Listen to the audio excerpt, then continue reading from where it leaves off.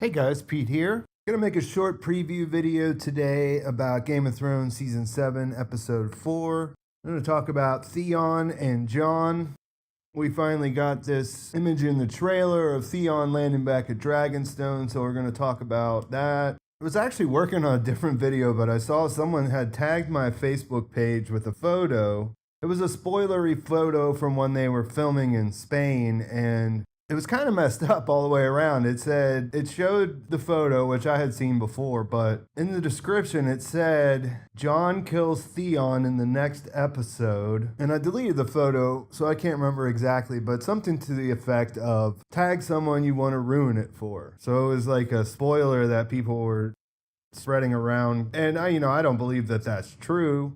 Nothing about Jon and his story makes it seem like that's something he might do, is just kill Theon for no reason. I mean, he has real reasons to be upset with Theon, but I just don't see him, especially as a guest at Dragonstone, just killing him for some reason. And then we could look at the more logical, aspects of this, that he turned in his weapons and so on and so forth. But yeah, I thought that was a really messed up thing. If I hadn't seen the photo already, I would have been really kind of pissed off. And yeah, like I said, I don't think that that's actually going to happen. But I am curious as to what will happen when Theon arrives, since Jon is likely still there.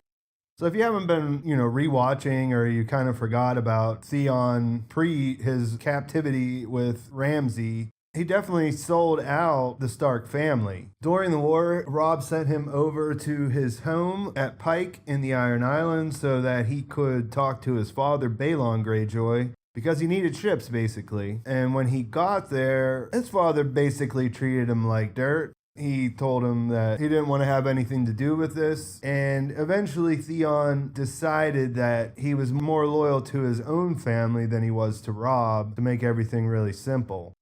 Then you'll remember that he was given a small task to punk him by his dad, compared to Yara, who his dad obviously favored, to go and raid some islands and some small busy work kind of stuff, is the way he took it. And then he gets an idea that he could use what he knows about Winterfell, since he was there as a ward for his whole childhood and grew up with Robb and the other Stark boys and their family, and he ends up taking Winterfell. In the process of that, he gets seduced by Asha, and that makes it possible for Bran and Rickon to get out of there. His men, who he had a hard time getting behind him in the first place, kind of blame him for this, and it was pretty much his fault when you think about it. But anyways, they end up killing a couple farm boys and burning their bodies and presenting that as Bran and Rickon to kind of keep everybody in line. He sends for reinforcements to Yara. She realizes it's a terrible idea what he's done, and there's no real reason to hold Winterfell, so she comes, tries to talk him into leaving. He doesn't want to give up the prize, more or less, I guess you would say. And then eventually he ends up captured by Ramsay, and we all know what happened at that point, where he spends quite a long time being a captive, getting tortured in unimaginable ways, and eventually his spirits broke to the point that later, whenever Yara comes to try to free him, he's so afraid he won't even leave. He'd rather stay there and be Reek. It is absolutely terrible what happens to him in the show, but it's even a lot worse when you read about it in the books. Like, it was a very tough time, and I think you get the idea from the show, but I mean, it's definitely like haunting when you read the actual Theon stuff when he was with Ramsay there. Over time, he gets conditioned. Ramsay uses him to get Moat Cailin, and once they're in Winterfell and Sansa comes back after she's wed to Ramsay, he eventually snaps out of it enough to help her escape. And you remember when they were out there, he realizes how Jon will probably kill him, or that's what he thinks is going to happen. Sansa says that she'll say, well, you didn't really kill Bran and Rickon, but it doesn't matter in his mind, because everything else he's done, there's just no way that Jon would ever forgive him. So that's the setup. Theon now is on the outs with his own men for not sacrificing himself in battle to save Yara. So he's coming into Dragonstone with his tail between his legs. He doesn't really have anything to offer anyone at this point, because the Iron Fleet's been destroyed. And he's going to run into Jon, who has cause to be upset with him, to say the least. He does have that redeeming thing that he helps Sansa escape, and this is going to play a part. But what do we think's really going to happen between these two?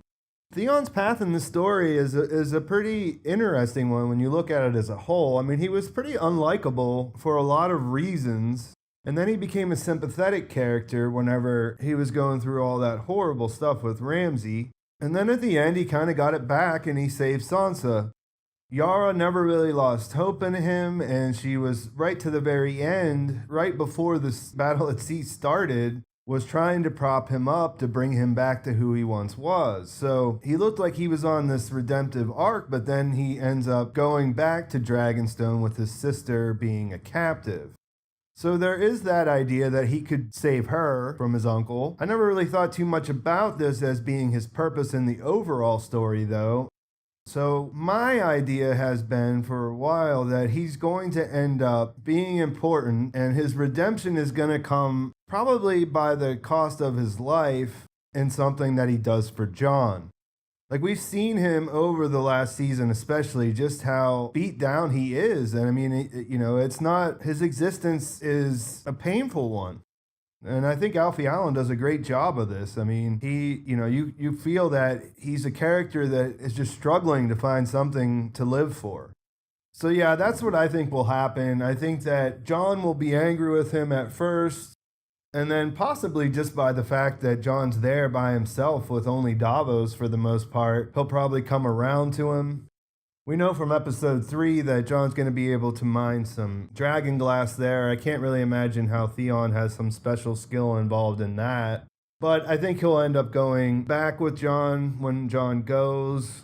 I mean, that could go two different ways. He could head north of the wall with Jon when we see all that footage. They've kind of kept that so that we don't see who's there with him. We've seen that barracks there. Or he could be the one that goes to Winterfell, that splits off with them and goes to Winterfell to tell everybody up there what's going on or whatever. I don't know. I think there's something big in Theon's future. I don't know what it is. I'd be real interested to see what you guys think about. I'm very excited about seeing that. I'm excited about seeing these two characters together. They have not been for quite some time.